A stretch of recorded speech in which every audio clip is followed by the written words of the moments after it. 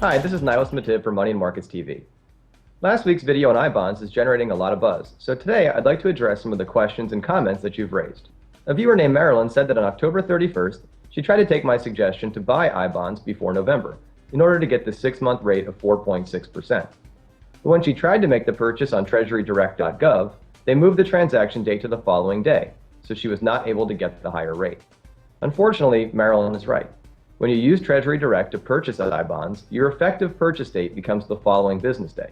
But there is a way to get around this problem. Just walk into any financial institution that acts as a dealer for the Treasury, and you can buy paper I-bonds with an effective date the same day. In fact, that's exactly what I did to ensure that I got the higher interest rate of 4.6%, which expired at the end of October. You may ask why it's possible to get a more timely date through the old analog method when Treasury Direct is supposed to be the latest, greatest electronic way of doing business with Uncle Sam. The answer is, I have no idea. It's just another one of those mysterious government paradoxes. But the entire issue is soon going to be moot because, as I noted last week, paper bonds are going the way of the dodo at the end of this year. But that brings up another twist you should know about. It could take a couple weeks to establish your Treasury Direct account. The current method requires you to submit your information electronically, wait for a card to arrive in the mail, and then use its information to confirm your account. Secure? Maybe. Convenient? Hardly.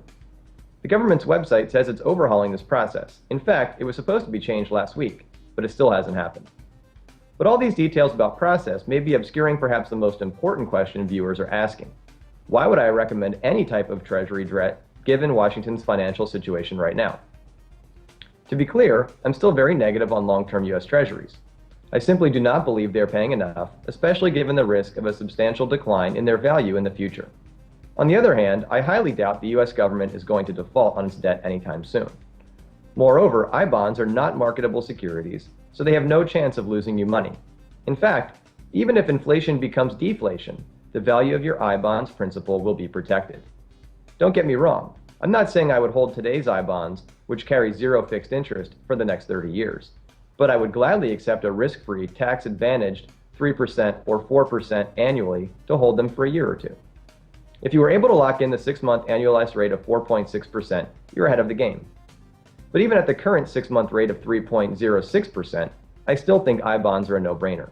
However, that rate is based on the Consumer Price Index, which can be wildly unpredictable. And since you have to hold I-bonds for at least a year, the smart strategy may be to wait until it's a little bit clearer what the inflation rate will be for the next 6 months before you load up. Just don't wait until the very last day this time around.